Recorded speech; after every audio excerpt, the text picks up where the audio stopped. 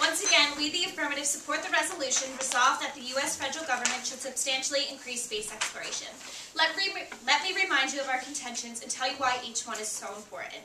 First, the economy. We all know how great it would be to get trillions of dollars from asteroid mining that the negative left out. We are getting trillions of dollars. Do you know how much money that is? And we could achieve that by space exploration so that we can learn how to get to these asteroids and get the trillions of dollars.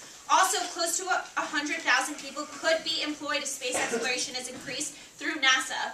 Second, the technological advancements are advantageous for everyone, which I did not make up because it was from Boeing. They help with medical problems such as cancer and brain tumors. They can help athletes. They help clean our water. What could be more applicable to us today? Those things are being developed with the status quo, which is decreasing, which means that these findings will be dwindling down.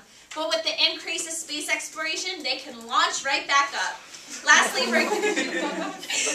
are going to need a possible place if Mother Earth starts crashing down. And we can't do that just by guessing. We need to put tons of deep thought, research, and yes, even money if we are going to find a place to live in the future, which the negative keeps on leaving out.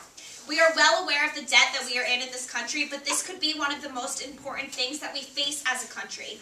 And with elaborate research is going to come money that is necessary for this so that we feel safe and have a safe place to go if that day comes. Kelly brought up that they are for space exploration, but they don't want to substantially increase it. But substantial is necessary for us to find a substantial increase of space exploration and research. Also, the status quo is suggesting that Obama is going to decrease the budget for NASA. So what the negative is agreeing with is basically keeping the status quo as it is now, the same, which is not enough money. Also, by substantially increasing it, we would substantially fix the problems like the negative brought up with the cell phones and those types of things. And there's no way to be 100% sure if things are going to work. But that's why we have to take chances. Like what was brought up yesterday with Christopher Columbus. He took a chance, and now look where we are. So let's do any.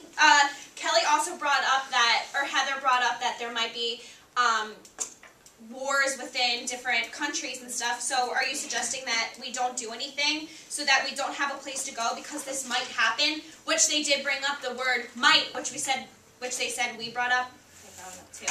And if it's bad for space colonization, then where do you suggest that we live?